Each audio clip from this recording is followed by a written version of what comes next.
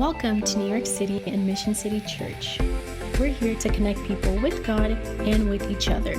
We hope you're encouraged by this week's message. I got the privilege to open the scripture this morning. And before I do, I just want to ask you, have you ever had a moment where you thought, I just really wish I could slow this down? I want to slow this down. I took my kiddo to the swing set the other day. She's 2 years old. And it was one of those moments where instead of being concerned with the normal worries of a trip to the playground, like keeping her happy and snacks and keeping her uninjured, so I don't have to answer questions when I go home about how she got injured and just the worries, the worries went away for a second, and I just noticed the beauty of the sunshine with my little toddler, with her little hair blowing in the wind as she's swinging back and forth and asking me to keep going and push her and all this. And it just struck me as a beautiful moment, and I thought, I just wish I could slow that down. I wish I could slow that down. So wouldn't you know, they have a feature on a phone called slow motion. So I'm gonna want this memory right here, But we can experience that feeling of wanting to slow something down in other contexts. I mean, there are negative ways, sometimes that you wanna slow something down. Like my father has battled cancer very seriously, very recently. And as he moves into the future, as all my family members, as I move into the future, usually with aging, what do we typically think? I wish I could slow this down. In fact, it's $1 billion industry to try to slow that one down with aging. And then you've got, of course, legitimate medical care and so on, all designed to do one thing: slow down a process that we don't want to go too fast. This happens even sometimes in simple experiences that we have. We once went on vacation, beautiful beach vacation with some friends of ours, and it was a week long. And by day 7, which was the day to go to the airport, one of our friends comes back and she's visibly, her appearance is altered. She's so sad that she's actually going home. And there's this feeling of I wish I could slow this down, right? So this is a common feeling that we sometimes have in life. And today I want to apply that not necessarily to our lives in particular, but actually our pace of reading and our pace of studying the text today. So we're going to look at just 2 verses today, which come across as one sentence. And we're just going to do it slowly today as we let the text, not only as we go through the text, but hopefully let the text go through us as we study it and engage with God and make ourselves available to Him. So we're going to just read two verses, one sentence here. And as we go, it's just going to stay on the screen. And as we go, I'm just going to change the emphasis of each word in hopes that we can just hear from God and slow this down a little bit. This is one of those verses where I was like, okay, I want to slow this one down. This seems like a good one just to linger over. I don't want to rush this and take a whole chapter of scripture today. I think it's worth lingering over. So that'll be the approach as we do this today. We're in a collection of messages called To Live as Christ, a study of Philippians. Philippians is a New Testament letter. It's one of the books of the Bible. It's been nicknamed. It's not really a book. It's actually a letter from the first century to an early group of Christians, full of guidance, of encouragement, of messaging. And we believe not just from the human author to the human audience, but we believe ultimately from God to the world. So that's the approach we take as we're studying Philippians here today. And we will read verses 12 and 13 of chapter 2. And here we go. We're not going to get far before we stop. Therefore, my beloved.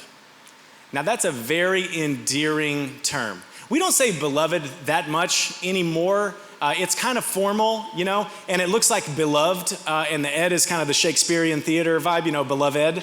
It feels more like a wedding thing. We don't normally speak in this way, but it's our best word to translate the affection and the love that the human author has for the human audience. Now, this human author, who is that I keep talking about?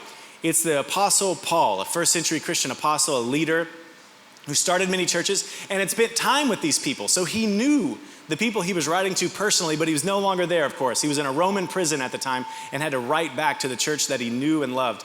And as he does this, he mentions to them, don't forget you are my beloved. I love you people. And that's important because Paul was not shy about giving moral instruction. He would guide, he would coach, he would command, he would claim authority as an apostle of Jesus Christ. And so, but he always had this habit. If you read the New Testament, the sections that Paul wrote, there was always this way, even though he pushed his audience so hard to follow Jesus Christ, there's this unmistakable note of love. Like there's this unmistakable little sound of love that keeps coming up. And I think that's a good observation for us. And Paul knew it, and I think that's why he wrote the words, my beloved, and it's this: the more you guide others, the more you must love others. The more you guide others, like if you want to guide people, if you want to coach people, if you want to lead people, if you want to parent people, if you want to lead people at work, like you are going to have to realize people respond when they sense that you have their best interests at heart. They do it subconsciously. They're probably not going to pull you aside and tell you. This is just one of those human facts that people, when they're being guided, it might not be a yes automatically and it might not be a no automatically, but what they're probably searching for is this guidance coming from having my best interests at heart? And we can just kind of tell when somebody has our best interests on their mind versus when we're being, say, controlled, or when we're being sold something, or when something's just not quite right. We can tell, something's not right, and therefore I distrust the guidance. Paul had this habit of being able to just to inject so much love that it was undeniable that the moral instruction that he was giving people could be trusted because he had the best interests at heart of his audience. It works a little bit like this. There's a moment, I think my dad did this wonderfully. I got to brag on my dad. I think my dad did this wonderfully. So here's one specific moment, all right? I turned 12 years old, and I was aware that my dad had played like college baseball, and it was a heroic thing to me. You know, that was like, he might as well have walked on water. You know, I thought that was the grandest thing that had ever been. And so at 12 years old, I'm kind of coming on the I'm about to get obsessed with athletics for way too long kind of phase. And so we get into this conversation about how to work out. So now we're just having this a good old father-son physical contest conversation from a 12-year-old to a dad, okay? And I said, somehow or another it gets brought up, Dad, how many push-ups do you think I can do? And he was like, I don't know, try. And so I decided, all right, I'm gonna do as many as I can. So this is where this is going. If you've never had a 12-year-old son, it's coming, okay? So anyway, I'm like, all right, I'm doing it. So I get to about 10, and arms kind of start to shake a little bit, and I'm like, okay, that's hurting. And then I get to 12, and I'm like, it would be inhumane to continue. I am not gonna do this to myself. So I stopped at 12, and I looked up at my dad, and he goes, you had at least 3 more. And I was like, oh man, okay. And I was like, well, let me go again. He was like, no, because now you're tired. You'll never perform as well your second time. You can only do a test like this once a day, or you're already tired. There's no way you're gonna beat the previous number. You won't even get to 8. I'm like, oh, okay, well, I'll go tomorrow. He's like, you're gonna be sore tomorrow. Like you're gonna I'm like, okay, so I gotta have to wait a few days to try this again. And what he was trying to do is he was trying to teach me what effort actually feels like, because I had stopped at the first sign of effort, and he was trying to give me some guidance about how hard work actually works. Now, some of you might be alarmed because you're like, that's tough guy parenting. That doesn't sound very good. This is how we get, I don't know, over alpha male syndrome going on or something, like something's wrong with this. I know some of you are looking for the wrong in this, but I want to tell you this. What you're not seeing is the absolute commitment of love that was the entire context for our relationship. I had no doubt that the only reason my dad would do that and have that series of like dead-end conversations to try to raise the bar was absolutely for my good. Because you wouldn't see in that particular moment the fact that even though I was being raised in a divorced home, he never broke a promise to pick me up, and he was never even late, ever. Not one single time was I the kid outside of school like, Dad said he was coming, but now it's just me and the teachers. Not one single time. He was there. It was like the sun was rising. His word was like, if I say it, it will come true. He was always there. And not only that, now that I'm older, I'm amazed. I was born when he was 20. And so when I'm like 7 years old playing t-ball, he's 27. And I grew up thinking if you're 27, you have nothing better to do than go watch t-ball games, because he was there as if he had nothing better to do. And now I look back and I'm amazed, because I'm like, most 27-year-old divorced guys with a kid they're just not rearranging their whole life to sit down at the t-ball game. And for my dad, it was the Super Bowl every Tuesday. Like, it was serious, right? He was so invested. And when we would drive down the road sometimes, he always lived in a different town. We would drive down the road sometimes in silence. He would just be like, he would say all the time, he'd be like, what are you thinking about, son? What are you thinking about? Because I'd be staring out the window into space, just mentally chopping up something. And he would just say, at any age, he would just say, what are you thinking about, son? He was just interested. So it was just undeniable that my dad had such an interest that when it came time to give the guidance, it was just undeniable. This person has my best interests at heart. Do you see? That's the way it always works. Love is like, it's a little bit like oil in an engine, okay? An engine is supposed to drive, it's supposed to go. But if you don't have oil in the engine, it will actually lock up and it will not be able to turn and do the thing that it is supposed to do. So similarly, if you are trying to give guidance, if you are to anybody, even if you're trying peer-to-peer to have a conversation where your perspective is understood, if you're working out a conflict conversation and you're trying to find common ground, if you're trying to lead an employee, if you're trying to do anything, just remember this. And this is what Paul is getting at. And this is why he takes the time to say, my beloved. You're going to have to remind people, you are my beloved and I care about you. Or you are talking to the hand. I'm telling you, if people don't know this person genuinely cares about me and has no other motive, you are talking to the hand, and that is the way it works. I can feel as a pastor, I can feel it. Even if I do the same exact thing, I can tell I'm talking to someone who believes that I have no other motive than their best interest versus I think that person's not sure yet about me. So you can just feel it. That's how it works because people open themselves. And that doesn't mean you're always going to be right, you see. But if they know you love them, that gives you permission to give the guidance. Now we're going to continue to move through this text. It's about many things, by the way. If you're looking for a central theme, I didn't really bother to find one today because the text mentions many things. So it doesn't really need a preacher pastor to rearrange it. So it's about many things as we go through today, okay? So I'm just going to let the text speak for itself as we go through. Paul says, therefore, my beloved, as you have always obeyed, so now, meaning obeyed Christ. So now, you see him turn for guidance? He's turning for guidance. I love you, we're turning for guidance. So now, not only as in my presence, but now much more in my absence. Remember that Paul had been around them. And he's saying, what you used to do when I was there, present among you, the way you gave yourself to Christ, the way you gave yourself to the way of love, the way you served, and the way you loved, all of the virtues inspired by God through Jesus Christ that you were doing when I was in the room, I want you to keep doing them, even though I'm no longer there. And in human terms, Paul was the key influence for them. But even though their kind of human hero in the faith wasn't there, he's writing back and he's saying, do it anyway. Don't be codependent on me, which brings me to this. We could say probably maturity means some amount of independence. Maturity in your faith means some amount of independence, meaning you're going to follow Jesus whether anybody's looking or not. Like there's got to be some amount of personal ownership of your faith, whether your key human influences are standing beside you, watching you or not, you are going to follow Jesus Christ and put one foot in front of the other on that path.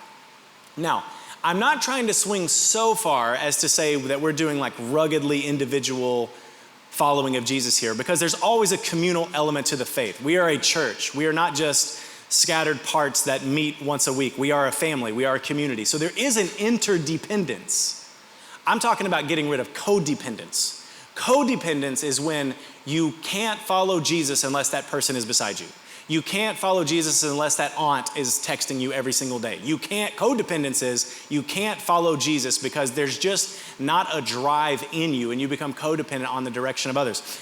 That's not mature, it's not living, and it demonstrates a lack of ownership in your personal faith. So Paul is saying, look, if you want to go to the next step in your personal faith, I want you to live as if I was right there coaching you up every step of the way. And Paul clearly believes that his crowd has absorbed enough of his mind. The crowd has absorbed enough of his influence, which is ultimately the influence of God mediated through a human being. Ultimately, this crowd is ready. The group of Philippians he was writing to is ready to be told, you don't need me anymore. You don't need me to stand there and exhort you at every turn, okay? What would that look like? I fear that sometimes our personal choices are far too dictated and far too dependent upon how well watched we are by the Christian community. Listen, if you would do one set of things over the weekend, if you're far from your Christian friends, but another set of things over the weekend, if you're near to your Christian friends, that means there's not enough independence, right? It means you are blowing in the wind, and whichever wind is stronger is the direction you're going to go in your moral choices, right? There's some amount of independence here that is included in maturity. Now, I'm not saying, again, just to be safe here, I'm not talking about self-sufficiency. I'm not self-sufficient, and I'll be honest, if it wasn't for the community at Mission City Church, I'm not sure what choices I would make, right? So there's some amount where we all need to be guarded. We need to be helped. We need to be exhorted. I'm not undoing all of that. But I'm saying if there's a total dependence on that, your personal faith is a non-entity, and you're just the sum total of your influences. It's too much, right? So be ready to say, you know what? I am going to And New York City will give you all the anonymity. It will give you all the anonymity. You can go anywhere and do anything with anybody and then just walk a block away and it's like it never happened, right? Like this place will give you all the anonymity you want. This is not a small town where you sneeze and then like 10 people are like, he sneezed. This is not that. Nobody knows what you're doing, right? So there has to be an independence to your faith, a personal level of ownership. Maturity is included in that. Let's go forward one more time. Therefore, my beloved, as you have always obeyed, so now not only in my presence, but much more in my absence, and in these two words, work out your own salvation. Work out your own salvation.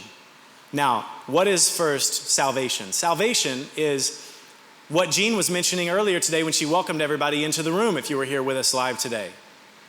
What is salvation is the fact that God, even though we haven't wanted a relationship with God, and in our own personal lives, we haven't independently wanted to follow him, we've wanted to be independent from him.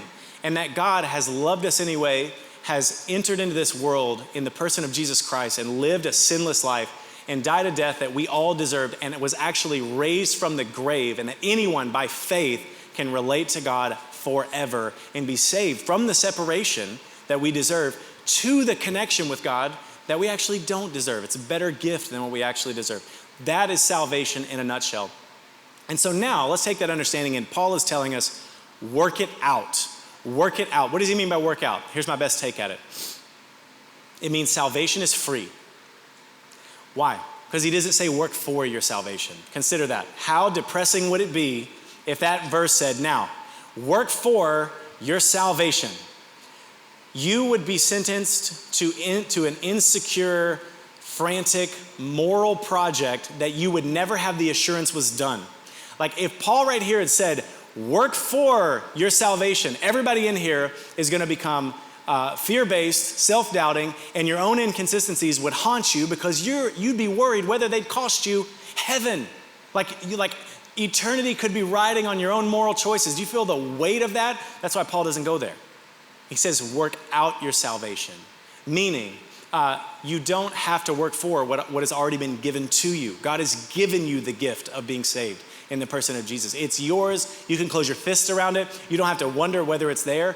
God is willing, no matter what you've done, who you are, what you're coming from, it doesn't matter what mistakes you've ever made or what your deepest regrets are that you've never told anyone. Salvation is something that can be gifted to you, and you can know that you have it. So you don't have to work for it. You don't have to work for it. Salvation is free. But it says we're supposed to work it out. So there's supposed to be some sort of obedient expression that comes from it. Even though it's a free gift, it's not one we take, put in our pocket, and then go live like we don't know Jesus, right? It's not something that we take and then we put in our pocket and then we just leave God alone and go do whatever, follow whatever non-God impulse happens to be alive in us at the moment, right? It's supposed to be worked out. Imagine a conversation with a child who doesn't quite understand that when you say Jesus is living in our hearts, like doesn't understand that's a metaphor, okay? So like imagine a child who spatially is trying to get their arms around how Jesus is living in your heart. Does that make sense? So imagine you're in this conversation and the child says, okay, if Jesus is in your heart, wouldn't he stick out? A wise parent would say, yes. That is exactly what is supposed to happen. Anything, if Christ is influencing you, if you are a saved human being and you count the salvation of Christ as your own, there's supposed to be an outward expression. It is supposed to be obvious. It is not supposed to be a secret. In fact, it's uncontainable because the salvation of Christ is too big, metaphorically, to be hidden within yourself. It's something that should be obvious. It's something that should be known, and it's something that should inform our steps. So obedience is necessary. He says, work out your salvation. He doesn't say, work for it, but he also doesn't say, keep it the best kept secret in the world, right? He says, work it out. It should inform the way that we live and the way that we love. Let's keep moving forward. Work out your own salvation with fear and trembling. Now, isn't that an interesting phrase? With fear and trembling. What in the world does it mean? We've gotten now to what salvation is and what working it out means in obedience in our real lives. But what does it mean to work it out with fear and trembling? It means to have respect for God. It doesn't mean insecurity, right? Salvation's free. It doesn't mean we're supposed to be before God not knowing where we stand. God is not a moody father, so it's not that kind of fear, right? But there is a certain respect and awe, if you will, whereby just respect means you tread just a little more lightly. I was on a mission trip one time in the country of Guatemala, which was a beautiful week with beautiful people, and it was just an amazing work to be there representing Jesus Christ. We were in Guatemala, and we were with our personal team from the United States, and then there was a team of locals there from Guatemala, and then their pastor walked in, and I just can't explain it, there was such an authority. He was an older gentleman, very distinguished. The way he carried himself was just, there was kindness in his eyes, there was strength in his hands, and it was just like, I was about 23 at the time, and he walked in, and everyone just kind of was like silent and waited on him to speak, because it was very clear who had the authority in the space. That's what I mean. We weren't afraid of him, right? But we could tell this is a person who has the most influence in the room, right? And so that just commanded a sense of respect. That's a little flavor of what fear and trembling is getting at. But maybe it's clearer to describe situations where you know it's not. And a lot of our interpersonal failures can be traced back to this. Like a lot of our personal failures can be traced back to this. Because we could say this respect for God creates respect for others, right? And when we don't respect God, it always translates, we don't work out our salvation well. So a lot of our interpersonal failures come from this, we don't fear God. Like when we get right down to it, we just don't fear God. And at whatever immediate reason there may be for a lack of love in our personal relationships or interactions, ultimately, I would argue it can be traced back to we disrespect each other because we disrespect God. Like the reason why we don't honor each other is because we don't have enough honor and fear and respect for the person of God. Let me give you an example. This week, I got the loudest buzz at my doorbell that has ever been known, ever. Okay, I don't know about ever, but I know in my 4 years in New York City, I have never had a doorbell buzz that long. And you know how there's like, and you're like, oh, somebody's at the door. And then it's, and you're like, okay, that's, we're getting there. But then there's 3 times that long, and that's what happened, okay? And so, and Gabby and I were already in kind of like a conversation that was, mildly conflicty, and so the mood in the house isn't great, and then we get, the beep heard around the world. So I'm like, I walk over to the thing. It was frustrating. It was really weird, okay? So I walk over and push the talk button. Who is it? Listen button. Amazon delivery. Talk button. Too much. And then hit the doorbell button and let him in. So I said back, too much. And then as soon as it was done, I was like, oh my gosh. And Gabby was like, what is the matter with you? And I'm like, probably in the short term, a lot of things, but in the ultimate, a lack of respect for God. Like, I'll just be honest with you. Like, that is the ultimate diagnosis here. If I had feared God more, like, there's a lot of things wrong. Like, okay, on one level, I'm setting an example for my 2-year-old. Like, literally, I got back and she was like, too much, So I'm like, I'm setting an example for my child. And so that's a problem. That's not good.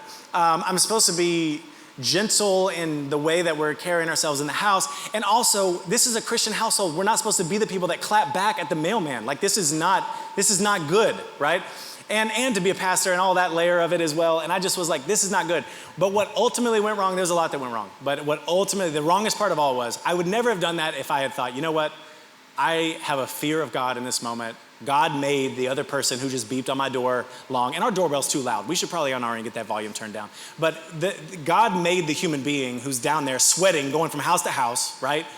People don't answer their doors. It's probably frustrating. But I didn't have the capacity to see that because I just wasn't respecting God. This is behind so much of our failed interactions, right? I'm convinced that the reason we mishandle communication from our bosses is because we ultimately don't respect God. Why do we gossip? We don't respect God. Why did 2 men hit that man on the dock in Montgomery, Alabama? Well, I don't know in the immediate, but I can tell you in the ultimate, it is about not respecting God enough to respect other human beings. That's the ultimate diagnosis right there. A failure to respect God enough to respect the other person that's sitting right in front of you. So with fear and trembling this helps a lot. If you're gonna try to work out your salvation, you've gotta have a respect of God. Like, God is watching me, and he's for me. He's gone to eternal lengths to get me in Christ. So he's not out to get me. But make no mistake, He's watching. Like, where can we go from his spirit, his presence, his awareness of the things that we do?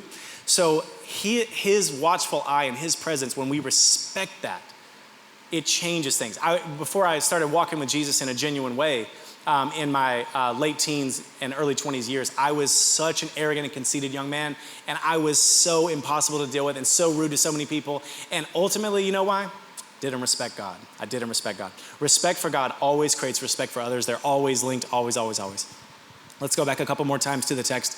Now it says, work out your own salvation with fear and trembling, for it is God who works in you. Now try to see if you can track the timeline here. This is going to get crazy. For it is God who works in you, so God's working in you, both to will and to work.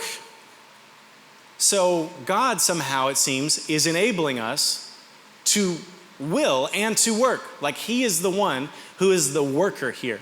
The way that it's structured in the original language is it says, God is the energein, which is the word from which we get energy. God is the energizer of all that we do. He is the energizer of all that we do, right? So before we work, this is my best attempt to put together the timeline there. Before we work, we will. Like before we do anything, we want to do it. Like, can we agree that oftentimes we experience this at the same time in real time? Like if I raise my arm, you assume I wanted to because I'm in control of my nervous system here. So we do actions because we want to do them, right? And we assume that. It says in the Proverbs that a child makes himself known by his deeds. So the work we do, the choices we make, reveal what kind of will and what kind of volition is going on in our brain, what we want, right? So before we actually do anything, we want to do it. That's what I mean by before we work, we will. But before we will, God works. That's what the verse is telling us. Before we even want to do anything good, God has helped us. God has enabled us. And there's a way in which God has freed our minds. When we want to do good, it is because God has freed our minds to enable us to desire to do the things that he's put in front of us. Now, I'll be honest, I don't know every detail about how God's enablement interacts with human responsibility and free will, and you can sense the philosophical debates around all this that I'm just gonna shamelessly dodge. But I can tell you this, the text says this really, really, really clearly, that God is working even before we will. And you know what, I like that because it puts us ultimately in the more humble stance. It puts us ultimately in the more humble stance. Because if at the end of the day, you do good and you think that you're the reason you did good, you're gonna unavoidably thank yourself as opposed to being indebted to God and saying, God, I am in debt to you. So when you do ill, or you wanna do ill, you have yourself to thank. And when you do good, and when you wanna do good, you have God to thank. And that's true for me too, okay? When I love the person who beeps on my door, God gets the credit. And when I smart off, I get the credit. I'm sad to say. No blaming, right? Nobody made me do it. So whenever God is at the heart of what's going on, he enables us and then he takes the credit rightly for himself at the end. He's the one who gets the glory. Before we work, we will. And before we will, God is already there enabling us. He is the one who is guiding our steps. And our last trip to the text today.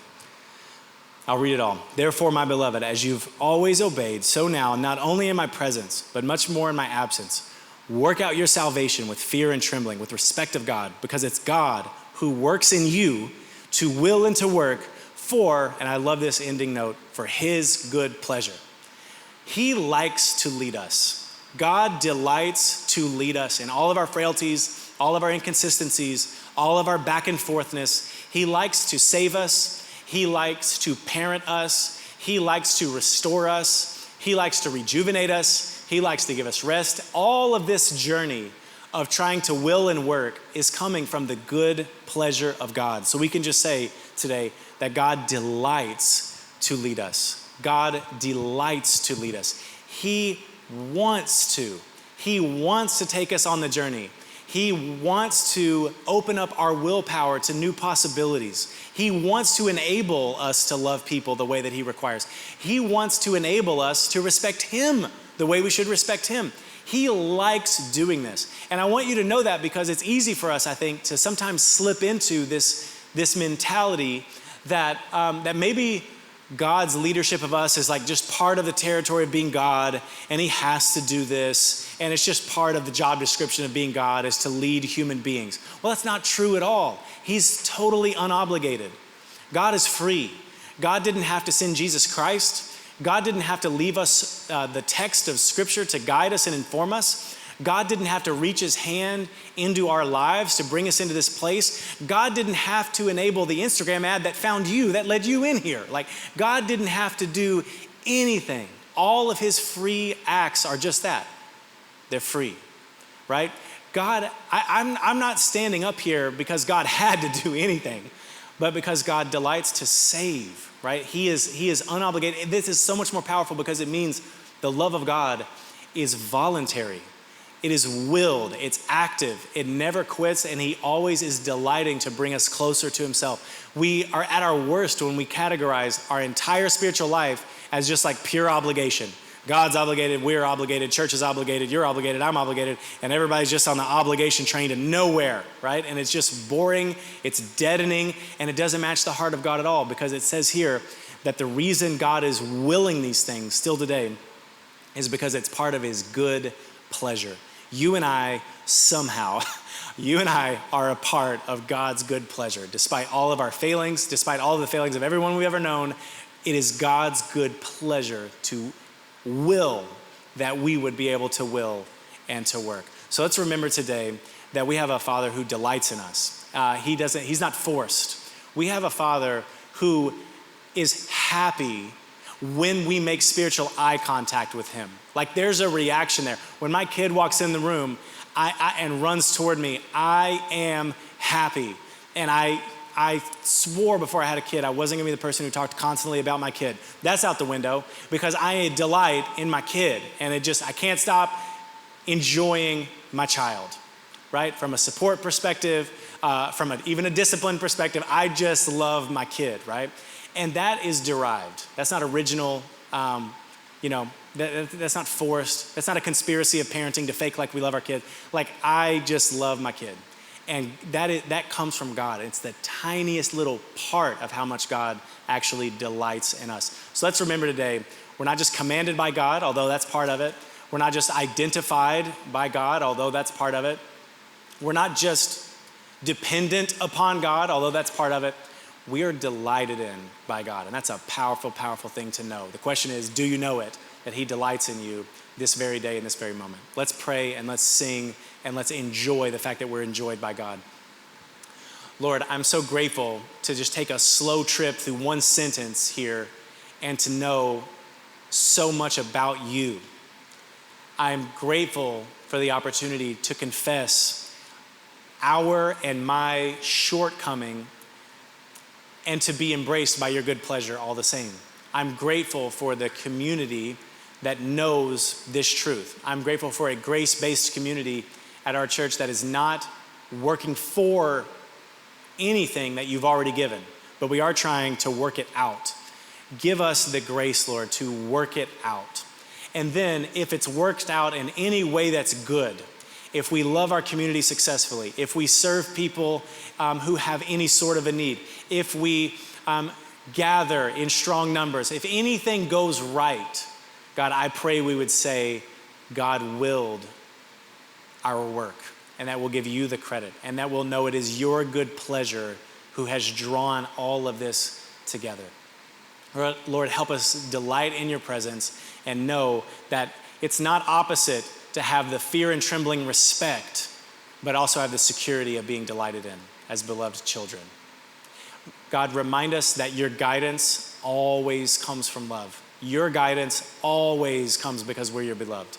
Every single time. There is no wasted word of moral guidance in the scripture that's there just because. It's always there because of your good pleasure to love us and lead us towards that which is most fulfilling. God, we love you because you loved us first. Thanks for being with us. If these messages are strengthening you in your faith, we want to hear from you. Find us online at missioncity.nyc or email us at info@missioncity.nyc so we can celebrate everything God's doing in your life. We'll see you next week.